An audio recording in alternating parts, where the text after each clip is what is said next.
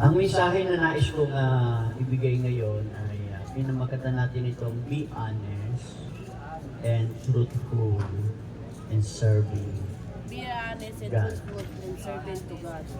Pakiulit nga, Be honest and truthful and serving to God. ano sa Tagalog yan?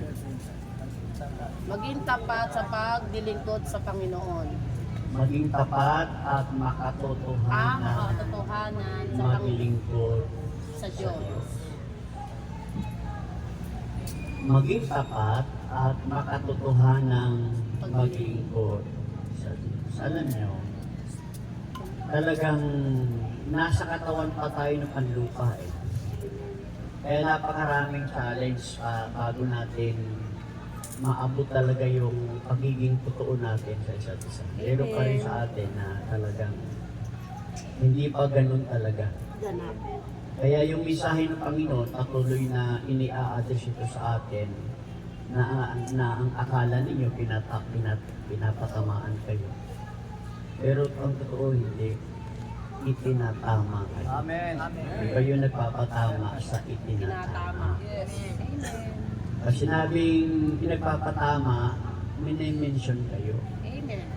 Pero kapag itinatama, Walang pangalan. walang pangalang binabanggit, pero mararamdaman mong ikaw ang tinutukoy. Be honest and fruitful in serving God. Sa paglilingkod sa Diyos, seryosong dapat maglingkod sa Kanya. Buo ang loob at maging mapagbigay. Tulad ng oras, panahon, at lahat ng mayroon tayo.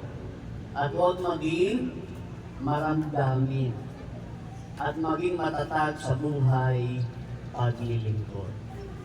Number 1, talakayin natin ang ibig sabihin ng seryosong paglilingkod. Ano yung ibig sabihin ng seryosong paglilingkod? Ito yung mensahe natin, ulitin natin na be honest and truthful in serving God. Maging tapat at makatotohanang maglingkod sa Diyos. Pag sinabi natin seryosong paglilingkod, ano ba ibig sabihin ito para sa inyo? Walang biro. Pero, Tao sa kalooban yung paglilingkod mo. Hindi na meron namang hindi pipigilan. nagbibiro eh. Hindi pa. Tao sa puso ba yung Sa paglilingkod? puso, ano pa?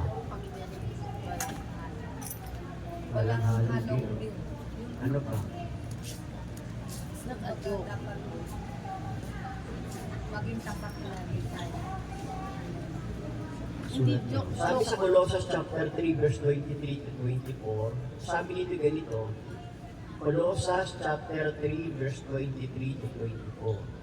Ano man ang inyong ginagawa, gawin ninyo ng buong puso na para sa Panginoon at hindi para sa mga tao.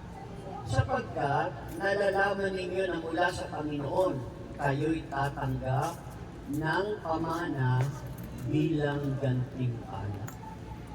Kayo'y naglilingkod sa Panginoong Jesucristo. Ito'y nagpapahiwatig na paggawa ng lahat ng bagay na may dedikasyon at pagtatalaga sa Diyos. Hindi lamang para sa tao, maging sa Diyos mismo. Seryoso na hindi tayo gumagawa para lang makita nila ang may ginagawa tayo. Dapat yung trabaho mo, hindi dapat naka-address yan sa kasama mo o kung kani-kanino na para pag ang gusto mo, malaman nila na ganun ka. O hindi seryoso yon kasi ipinapakita mo sa tao yung ginagawa mo. Itong talata na ito, Colossus chapter 3 verse 23 to 24, ano man yung ginagawa natin, gawin ito ng buong puso. Nagaya ng para sa Panginoon mo ito ginagawa at hindi para sa mga tao. Sapagkat alam ninyo na mula sa Panginoon ang gantimpala na inyong tatanggapin. Ano ang ibig sabihin nito? Ano yung ibig sabihin ng pagiging seryoso sa Panginoon o sa paglilingkod? Una, gawin ang lahat ng para sa Panginoon. Nakikinig po bang lahat? Para maging seryoso tayo, gawin ang lahat para sa Panginoon. Ito'y hindi lamang sa paggawa ng mga gawain sa simbahan o sa prayer meeting, kundi pati na rin sa mga gawain ginagawa natin sa pang-araw-araw na buhay. Sa ating trabaho, sa ating pamilya, sa isang komunidad. Makinig po tayo. Ang motibasyon ay dapat pag-ibig. Naglilingkod tayo, hindi pakita sa sino mang tao, kundi dahil sa pag-ibig. Yun ang nagmumotivate na gumawa tayo at maglingkod sa Diyos. Galing yun dapat sa puso. Hindi lamang para sa pansariling pakinabang o pagkilala. Yun yung una, na dapat maging seryoso tayo sa papaanong paraan gawin ang lahat para sa Panginoon. Pangalawa, maging tapat at masigasig. Pakiulit. Maging tapat at masigasig. Pag sinabi natin maging tapat at masigasig, yan ang paraan para maging seryoso tayo. Ang buong puso ay nagpapahiwatig ng pagiging tapat. Pag sinabi natin buong puso kung maglilingkod sa Diyos, na andyan yung pagiging tapat, masigasig, at may dedikasyon sa ating mga gawain. Hindi sapat ang paggawa lamang ng mga bagay-bagay nang wala sa loob, wala sa kalooban mo. Dapat natin ibigay yung ating buong kakayahan at pagsisikap sa lahat ng bagay na ating ginagawa. Kapag ikaw ay gumawa, dapat naandoon ka sa iyong ginagawa. Na dapat, talagang masigasig ka. Amen ba? Hindi lang yung pamisan-misan mo ito gagawin, dapat nagpapatuloy ang pagiging masigasig. Hindi naman ibig sabihin ng pagiging masigasig, kailangan malakas ka. May mga panahon mahina tayo. Pero yung pagiging masigasig, ibig sabihin ito, sa kabila ng iyong kahinaan, nagpapatuloy kang gumagawa. Amen? Pangatlo, upang maging seryoso tayo sa paglilingkod, hindi para sa tao ang ating gagawin, kundi para sa Diyos. Hindi para sa tao, kundi para sa Diyos. Ang ating motibasyon, ano ba yung ibig sabihin ng motibasyon? Parang tungkol. Motivasyon. Motivation. Tungkulin ang ginagawa mo sa paglilingkod. Yung ating motibasyon ay hindi dapat ang papuri o pagkilala ng mga tao. Yung layunin ng ating paggawa, hindi para makita ng tao. Ang tunay na gantimpala ay nagmumula sa Diyos mismo, na nakikita yung ating puso at ang ating mga intensyon. Ang ating gawain ay dapat na nakatuon sa pagpapakita ng kanyang kaluwalhatian at paglilingkod sa kanya. Dapat nating maintindihan na bakit kinakailangan ang ginagawa mo ay para sa Diyos at hindi para sa tao. Bakit kinakailangan para sa Diyos at hindi para sa tao? Yung tinatawag na pakitang tao, hindi yung gusto ng seryosong paglilingkod. Kung seryosong paglilingkod ka, hindi mo talaga iisiping naglilingkod ka ng tama sa kapwa mo. Ibig ko sabihin, hindi yun dapat na makita, mapapurihan ka, mapalakpakan ka, mahangaan ka. Alisin mo yun. Hindi dapat yun ang maging motibasyon mo ng paglilingkod sa Diyos. Kung meron na gumagawa nito, hindi ikaw ang nagsasabi nun. Kung mayroon man humahanga sa iyo, hindi mo ginagawa iyon na para hangaan ka. Hindi mo gustong hangaan ka. Kung hangaan ka, nakakahati lamang tayo ng kapurihan na dapat ay para sa Diyos. Kasi pag naglingkod talaga tayo sa Diyos, hindi talaga nawawala dyan na ikaw ay napupuri din ng tao. Huwag mo lang i-accept na ikaw yun. Kapag sinabing salamat, nagbibigay ka, tumutulong ka, totoo ka naglilingkod, agad-agad mong ibalik sa Diyos ang kapurihan. So, ibig sabihin, bagamat tayo na yung nakikita nila, tayo na yung ina-address ng kanilang mga pasasalamat, agad mong sabihin, sa Diyos ang pasasalamat. To God be the glory. Ibig sabihin, ang aking ginagawa ay hindi para ako ay pasalamatan at papurihan, kundi ang Diyos na makapangyarihan sa lahat. Amen. Iwasan natin yung pakitang tao. Baka hindi nyo kaya yan. Na hindi mapansin ang ginagawa nyo. Baka hindi nyo kaya i-declare na wala kang ginagawa. Baka hindi nyo kaya i-declare na hindi ka nagbibigay. Baka hindi nyo kaya i-declare hindi kayo tumutulong. Baka hindi nyo kaya yan. Baka magalit kayo. Dapat tumahimik lang kayo. Hindi nyo kailangan ipagtanggol ang sarili ninyo. Pag pinagtanggol nyo ang sarili nyo, hindi naman kayo nasa court para magtanggol. Wala kayo sa hukuman para magtanggol. Kung sa palagay nila wala kang ginagawa, kung sa palagay nila hindi ka tumutulong, kung sa palagay nila hindi ka nagbibigay, huwag kang mag-react. Kung hindi ka nakikita ng tao, may Diyos na nakakakita ng ginagawa. Dapat iyon ang motibasyon ng ating paglilingkod. Hindi para papurihan ng sino mang tao, kundi ng Diyos. Kapag yan ang kalagayan mo, pumapasok ka sa seryosong paglilingkod. Pang-apat na pagiging seryoso sa paglilingkod kay Kristo. Ang bersikulo ay nagtatapos sa pagpapadala o sa pagpapaalaala na tayo ay naglilingkod kay Kristo. Ito'y nagpapaalala ng ating paglilingkod ay isang pagtugon sa kanyang pag-ibig at sakripisyo na gawin natin ito. Ito ay dapat na nagtutulak sa atin na maging mapagpakumbaba at mapaglingkod. Tayong lahat bilang marsyal, huwag natin aalisin ang katotohanan ng naglilingkod tayo kay Kristo. Kay Kristo tayo naglilingkod. Lahat na nagsasabing naglilingkod siya sa Diyos, dapat naglilingkod sila kay Kristo. Kasi hindi nakikita ang Diyos. Pinakilala ang Diyos at pinakita kung sino ang Diyos sa katauhan ni Kristo. Kaya ang address na paglilingkod ng sino mang tao sa Diyos ay dapat nakasentro kay Kristo.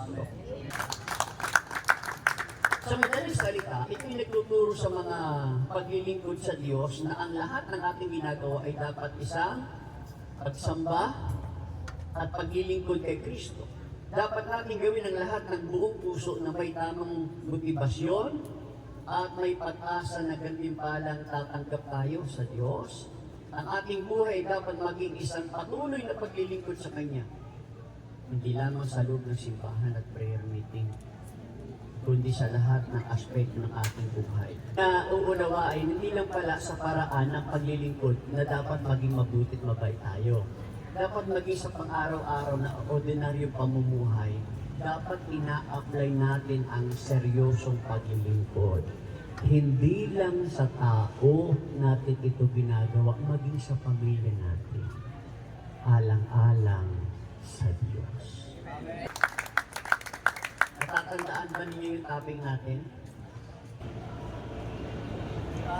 Tapat at pagtitiwala sa paglilingkod. Oo, nakatanggap natin sa Sa Tagalog, maging tapat at nakatotohanan maglingkod. Be honest and truthful in serving God. Yung number 1 yan, seryosong paglilingkod. Amen? Alam naman natin ang ibig sabihin yan, nabanggit na natin. Seryoso. Amen? Pag sinabi natin seryoso, dapat gawin ang lahat para sa Panginoon, maging tapat at masigasig, hindi para sa tao ang kanyang ginagawa, kundi para sa Diyos, at maglingkod siya kay Kristo. Pangalawa, ang number 1, maging seryoso. Pangalawa, pagiging mapagbigay. Being generous. Kung gusto mo maging tapat at makatotohanan sa paglilingkod, una, maging seryoso. Pangalawa, maging mapagbigay. Sa Mateo chapter 6 verse 1 to 4, pag-ingatan ninyo hindi pakitang tao ang pagtupad ninyo sa inyong mga tungkulin sa Diyos. Huwag daw tayo magpakitang tao dito. Na saka lang kayo magiging aktibo maglingkod dahil nakikita nyo kami. Pakitang tao yun.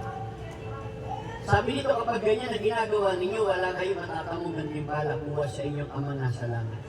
Kaya nga kapag nagbibigay ka ng limos, huwag mo nang ipag-ingay pa ito. Gaya na ginagawa ng mga mapagkunwari sa mga sinagoga at sa mga lansangan upang sila ipurihin ng tao. Tandaan ninyo, tinanggap na nila ang kanilang gantimpala. Ibig ko sabihin, kapag nagbigay ka daw, nagbigay ka, tapos pinasalamatan ka, pinuri ka, hinangaan ka, wala nang ibibigay daw sa iyo ang Diyos kasi binigay na ng tao. Hindi ako nagsasabi niyan ha. Tingnan ninyo sa Bible yan. Sa Mateo chapter 6 verse 1 to 4, naandyan. Verse 2, kapag kayo daw ay pinasalamatan ng tao, pinuri ng tao, wala na kayong aasahang tatanggapin pa sa Diyos. Kasi ginantihan na kayo ng tao. Sa halip kapag nagbibigay ka ng limos, huwag mo nang ipaalam ito maging sa pinakamatalik mong kaibigan. Biruin ninyo, kahit pinakamatalik na kaibigan, hindi mo dapat sabihin doon na nagbigay ka. Gawin mong lihim ang iyong pagbibigay ng limos at ang iyong ama na nakakakita ng kabutihang ginagawa mo ng lihim ang siyang magbibigay ng gantimpala sa iyo. Urihin ang Diyos. Para sa mga naglilingkod sa Diyos, dito po ang tingin, ang pagiging mapagbigay ay hindi pa sa simpleng pagbibigay ng material na bagay. Yung pagbibigay daw ay hindi simpleng pagbibigay ng mga material na bagay. Ito ay isang paraan ng pamumuhay na sumasalamin sa pag-ibig, awa at pagiging bukas palad ng Diyos.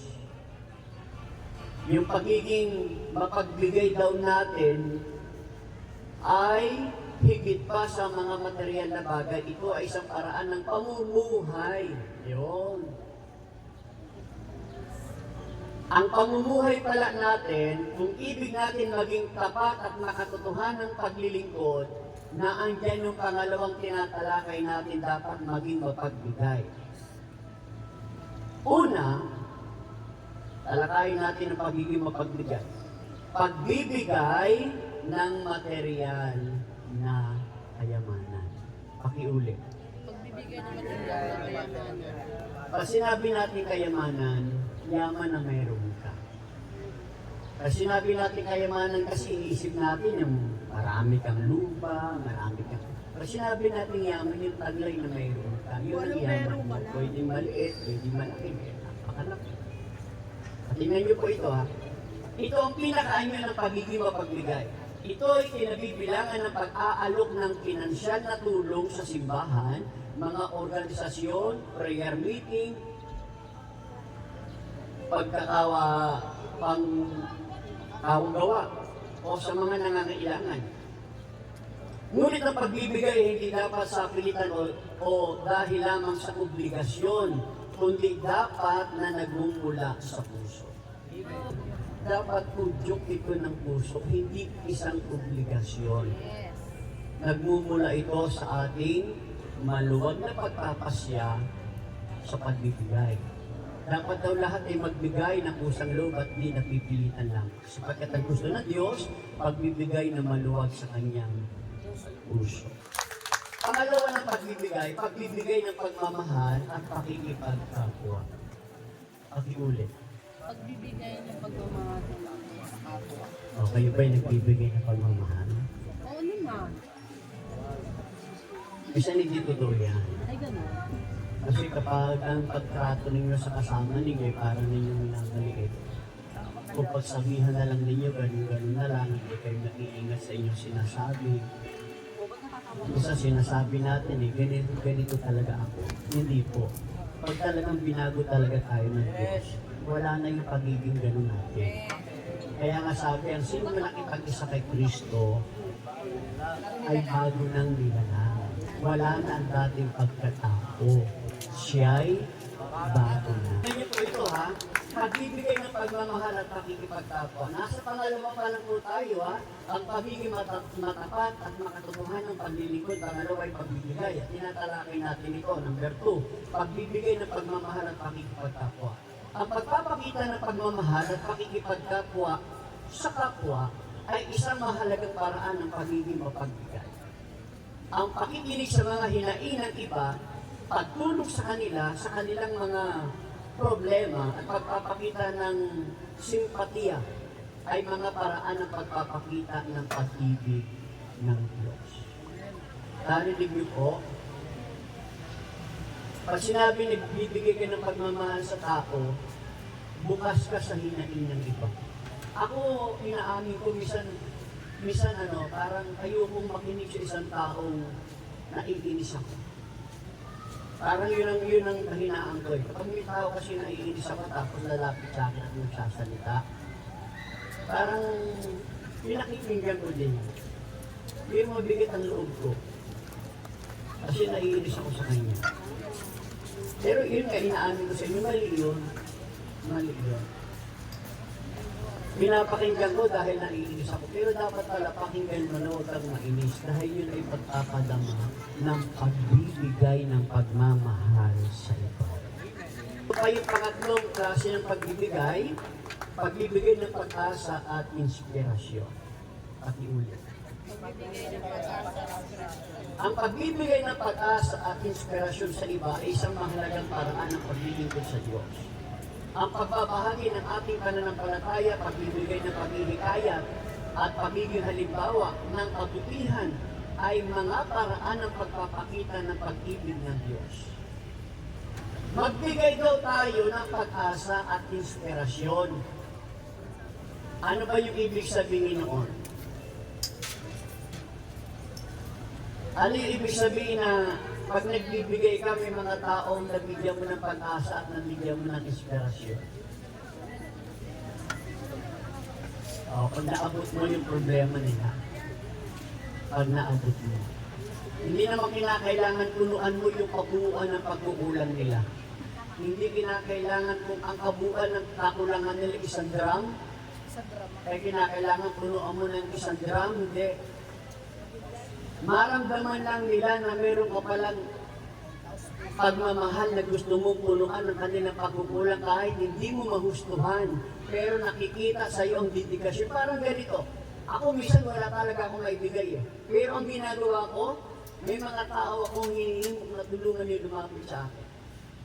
Hindi ko siya hindi ko siya tatalikuran. Kung mayroon akong nakikilalang tao na pwede tumulong sa kanya, kakausapin ko yun para tulungan siya. Dahil po, alam niyo, walang hindi na wala kang ibibigay. Di ba sabi ng talinhaga sa Biblia, yung kahit ang pinaka-bagay na mayroon ka, kung hindi ka mapagbigay, ay kukunin sa iyo yun.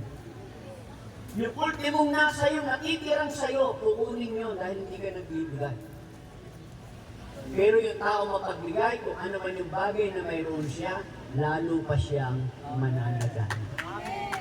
Yung sinasabing, the more you give, the more you receive, magbigay ka at ikaw ay bibigyan. Gustong tata, siksik-liglig at nag-uumapaw. Totoo yun. Subukan mo yung kapitbahay mo na hindi marunong magbigay. Kada may mga luto kang ulam, bigyan mo ng bigyan. Hindi kanya matitiis na hindi ka bigyan. Ano ang nag-motivate sa tao na yun na bigyan ka? Ay di yung ikaw ay nagbigay. Yung mga taong hindi mapagbigay, turuan mo lang na magbigay. Dahil tayong tao, mahilig tayong bumante. Pag ginawa mo na masama yung tao na yan, lintik lang ang walang ganti. Pero subukan mong gawan mo yan ng may satang na mabuti, hindi na yun makakalimutan. Sasabihin nun, pag ako nagkaroon ko, gagantihan din kita. Ano gusto ninyong ganti? Ganting masama o ganting mabuti?